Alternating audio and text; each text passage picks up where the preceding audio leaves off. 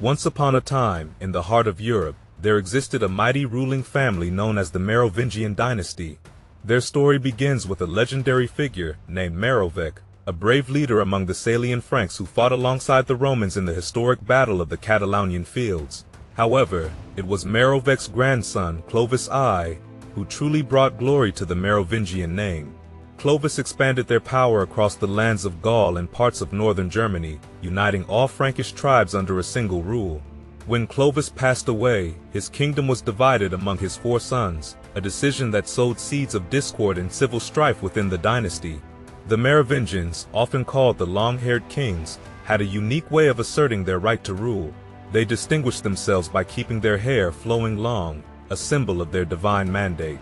To challenge this authority was to risk being sent to a monastery, for a shorn Merovingian was considered unworthy to wear the crown. Yet, despite their efforts to maintain legitimacy, the Merovingians faced challenges from within and without. The rise of powerful aristocrats and influential figures like Charles Martel threatened their grip on power. And so, in the year 751, the once mighty Merovingian dynasty met its end as Pepin the Short, son of Charles Martel, seized the throne, marking the dawn of a new era under the Carolingian dynasty. And now discuss the origins of the mighty Merovingian dynasty, traced back to the humble beginnings of a single ruling family amidst the Frankish tribes.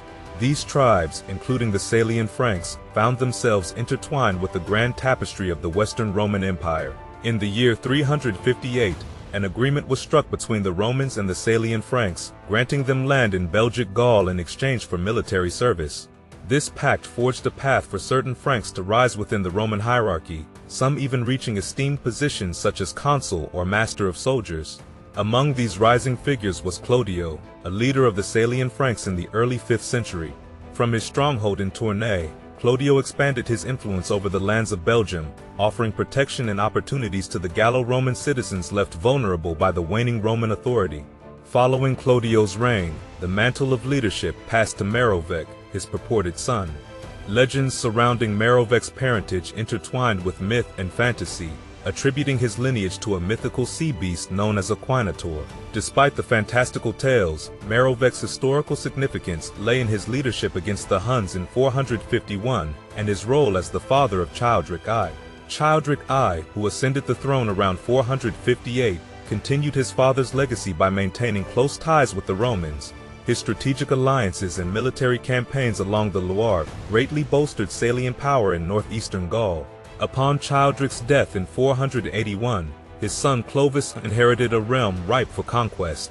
Guided by his father's legacy and armed with alliances forged with the Romans, Clovis embarked on a journey to unite the fractured Frankish tribes and carve out a kingdom that would shape the course of European history.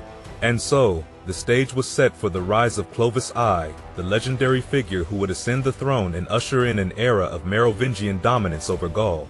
And Clovis I, the bold and ambitious ruler of the Franks, left an indelible mark on the pages of history through his remarkable reign. 2 monumental achievements defined his legacy: the unification of the Franks and his conversion to Christianity.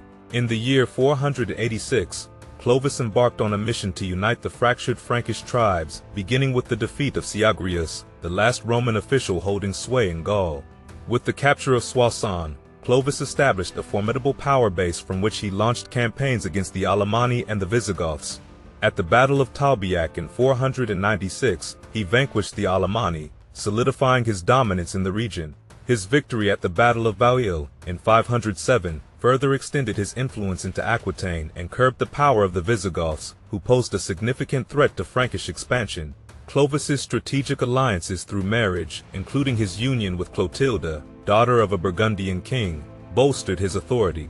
Campaigns in Burgundy further expanded his realm, establishing him as a formidable force in Gaul.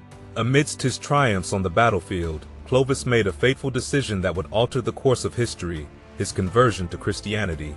Tradition holds that this pivotal moment occurred in 496, following his victory at Tolbiac.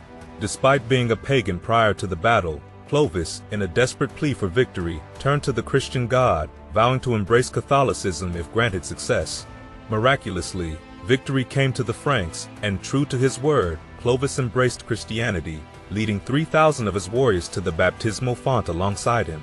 While Gregory of Tours portrays Clovis as a devout convert, modern scholars speculate on underlying political motivations. Clovis recognized the influence of Catholicism among his Gallo-Roman subjects and sought to solidify his rule through conversion. His choice of Catholicism over Arian Christianity served to justify his conflicts with the Arian Visigoths, positioning himself as the defender of Catholicism and gaining support from powerful Catholic allies, including the Byzantine Empire. Clovis's conversion marked a pivotal moment in Western European history, heralding the ascendancy of Catholicism over Arianism. Through his strategic prowess on the battlefield and his calculated embrace of Christianity, Clovis laid the foundation for the enduring legacy of the Merovingian Dynasty. Following the death of the illustrious Clovis in 511, his kingdom passed into the hands of his 4 sons, marking a new chapter in Merovingian history. This division, though ostensibly adhering to Germanic inheritance customs, would sow the seeds of discord and disunity among future Merovingian rulers. Initially, Clovis's sons united to consolidate their father's conquests. Together, they expanded their realm, conquering the Kingdom of Burgundy in 534 and securing control over Provence from the Ostrogoths shortly after. Their ambitions knew no bounds as they extended their influence into Germany, subjugating Thuringia in 531 and exacting tribute from the defeated Saxons in 555. Yet, beneath the veneer of cooperation lay a simmering cauldron of familial rivalry and ambition. The sons of Clovis constantly vied for power, seeking to undermine each other's authority and assert their dominance. Theodoric I's attempted assassination of his half-brother, Clothar I, in 531 exemplified the treacherous dynamics within the dynasty. As the years passed, the fraternal bonds grew increasingly strained. Clothar I and Childebert I resorted to ruthless measures, including the murder of their own nephews, to secure their hold on power. In 555, Childebert I even incited rebellion against his own father, Clothar I, further fracturing the fragile unity of the dynasty. The tumultuous reign of Clothar I saw him outlive his brothers, allowing him to reunite the Merovingian kingdom under his sole rule and reclaim the title of King of all the Franks. However, this fleeting moment of unity was short-lived. Upon Clothar's demise in 561, the kingdom once again fell prey to partition as his 4 sons jockeyed for control, perpetuating the cycle of rivalry and disunity that plagued the Merovingian dynasty. As the Merovingian kingdoms entered the hands of Clothar's sons, a tumultuous era of rival queens and bitter conflicts unfolded across the Frankish lands. In the eastern realm of Austrasia, Sigebert I held sway, wed to the Visigothic princess Brunhilde, whose sister Galswinthe was married to Chilperic I, ruler of Neustria.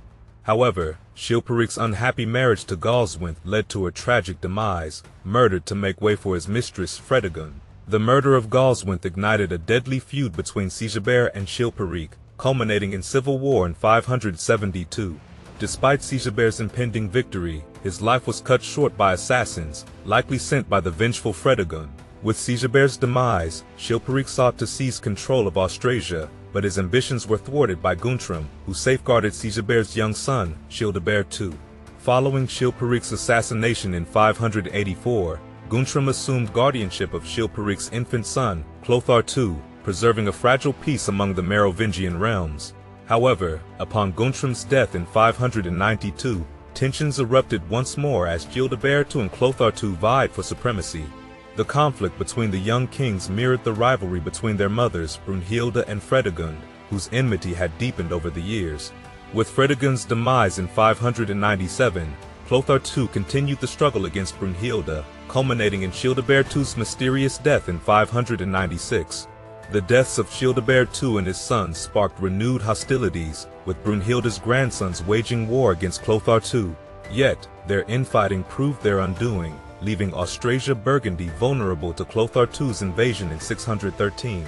With little resistance, Clothar II executed Sigebert II and subjected Brunhilde to unspeakable torment before her gruesome demise. The brutal end to Brunhilde's life marked the conclusion of a conflict that had engulfed the Merovingian realm since 567, allowing Clothar II to reunite the fractured kingdoms under his rule. As the reigns of Clothar II and Dagobert I brought about a period of relative peace and prosperity, the foundations of Merovingian authority began to crumble under the weight of aristocratic power. In 614, Clothar II enacted the Edict of Paris, decentralizing power and granting more authority to regional elites.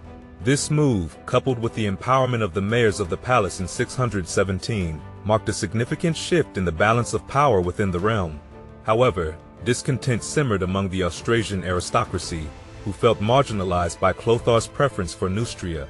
In response to their grievances, Clothar appointed his eldest son, Dagobert I, as king of Austrasia, hoping to appease the disgruntled nobles.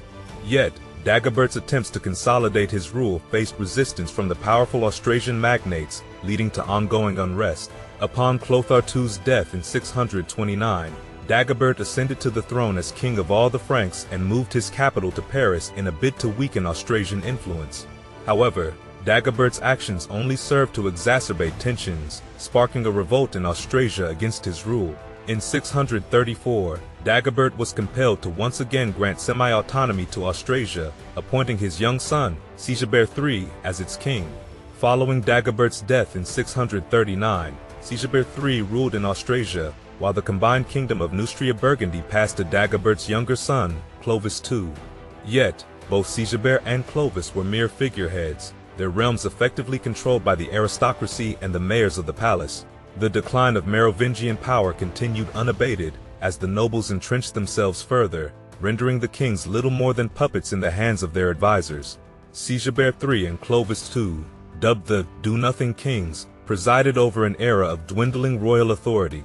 In 656, Grimoald, mayor of the Palace of Austrasia, attempted to usurp the throne by placing his own son on it, leading to further unrest and bloodshed.